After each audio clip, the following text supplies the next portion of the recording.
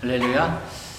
5월 7일 목요일 아침입니다. 오늘도 하나님께서 어떤 은혜를 주실지, 어떤 행복한 날을 만들어 가실지를 기대하면서 오늘을 시작하시기를 축복합니다. 자, 오늘 우리에게 주신 말씀을 보겠습니다. 고린도전서 12장 12절에서 21절까지의 말씀입니다. 고린도전서 12장 12절에서 21절까지 말씀을 제가 읽겠습니다. 몸은 하나인데 많은 지체가 있고 몸의 지체가 많으나 한 몸인 것 같이 그리스도도 그러하니라. 우리가 유대인이나 헬라인이나 종이나 자유인이나 다 한 성령으로 세례를 받아 한 몸이 되었고 또 다 한 성령을 마시게 하셨느니라.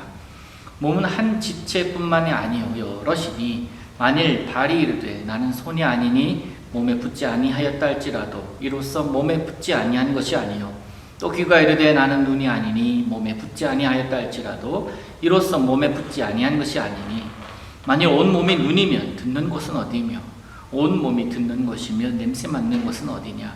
그러나 이제 하나님이 그 원하시는 대로 지체를 각각 몸에 두셨으니 만일 다 한 지체뿐이면 몸은 어디냐. 이제 지체는 많으나 몸은 하나라. 눈이 손더러 내가 너를 쓸데가 없다 하거나 또한 머리가 발더러 내가 너를 쓸데가 없다 하지 못하리라. 아멘. 여러 가지 다양한 모습을 하나로 묶어서 아름다운 하모니 또한 하나의 목소리를 낸다는 것은 참 쉽지 않은 일입니다. 바울은 그것을 몸의 부분들을 예로 들면서 표현하고 설명하고 있습니다. 바울이 말한 대로 우리 몸은 많은 부분들로 채워져 있습니다. 보이는 기관들도 있고 보이지 않는 기관들도 있습니다. 그들은 우리가 알게 모르게 그 기관들은 각자의 자리에서 자신의 소명을 감당하고 있고 또한 활동하고 있습니다. 그러다가 어느 한 기관이라도 어느 한 부분이라도 탈이 나거나 삐걱거리게 되면 온몸이 그것을 압니다. 그러면서 신경이 쓰이게 됩니다. 다들 제멋대로 자기 마음대로 움직이는 것이 아니라 유기적으로 협력하고 있기 때문에 그렇습니다. 바울은 이것을 주님의 몸된 교회에 빗대어서 설명합니다. 유대인이나 헬라인이나 종이나 자유인이나 다 한 성령으로 세례를 받아서 한 몸이 되었다. 또 한 성령을 마시게 되었다라고 합니다. 각각 다른 존재들로 살지만 한 몸이 된 근거, 주 안에서 하나 된 근거가 바로 성령이라는 것입니다. 이렇게 생각해 보시면 쉬울 겁니다. 우리 자녀들을 보십시오. 같은 배에서 나온 자녀들이라고 할지라도 참 다릅니다. 성격도 다르고 목소리도 다르고 기질도 좀 다릅니다. 좋아하는 음식도 달라요. 그런데 그들은 하나같이 누구의 자녀들입니까? 내 배에 아파서 낳은 자녀들 아닙니까?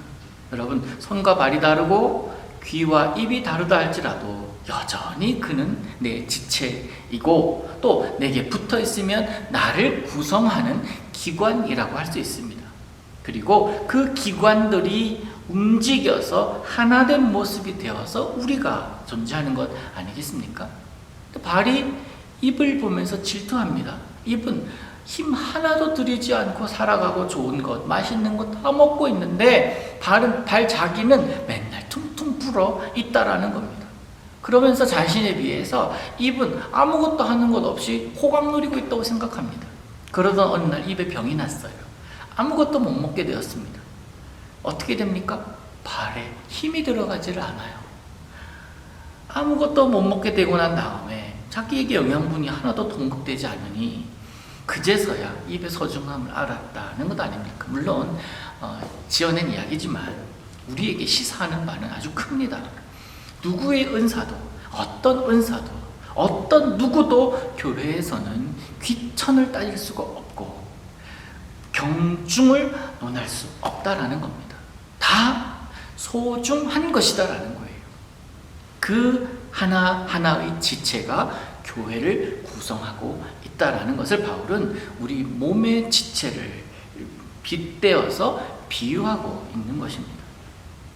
이 말이 나온 이유가 뭐냐면 고린도 교회에 은사들이 참 많았잖아. 신령한 것을 알기를 원하지 아니한다. 이것이 아니라 모르기를 원하지 아니, 다 알기를 원한다라고 사도 바울은 이야기를 하는데 그 은사들 중에 유독 방언의 은사가 튀는 거예요. 그러면서 그 은사를 가진 자들이 최고다. 그래서 한때 방언을 받고 싶어 해가지고 방언 달라고 기도하는 자들도 참 많이 있었던 것 같습니다. 근데 이 모습이 어떠냐? 지금도 그런 사람들이 있어요. 방언으로 기도하는 자들을 신령하게 보면서 자기도 방언 달라고 그렇게 기도하는 모습들도 봅니다. 근데 또 어떤 교회는 반면에 방언 절대 하지 말라고 가르치는 교회도 있습니다. 무엇이 옳다, 무엇이 그르다 할 수 있는 것이 결코 아닙니다. 여러분, 은사 가운데, 하나님께서 주신 은사 가운데 하찮은 것이 어디 있습니까? 중요한 것은 나에게 주신 하나님의 은사, 그 은사로 하나님께 영광 돌리고 있는가, 그 은사로 교회 공동체에 유익을 주고 있고 내게 주어진 그 자리에서 최선을 다하고 있는가, 그것 아니겠습니까? 그러면서 이 은사를 통해서 서로가 서로를 돌아보고 격려해주고 위로해주는 것이 귀한 것 아닙니까? 여러분, 한 사람 한 사람은 우리 제일교회의 소중한 지체입니다. 저에게는 여러분 모두가 소중합니다. 저에게뿐만 아니라 우리 주님께 얼마나 더 소중하겠습니까? 여러분, 한 분 한 분은 교회에서뿐만 아니라 가정에서도 소중합니다. 여러분의 사업터에서도 소중합니다.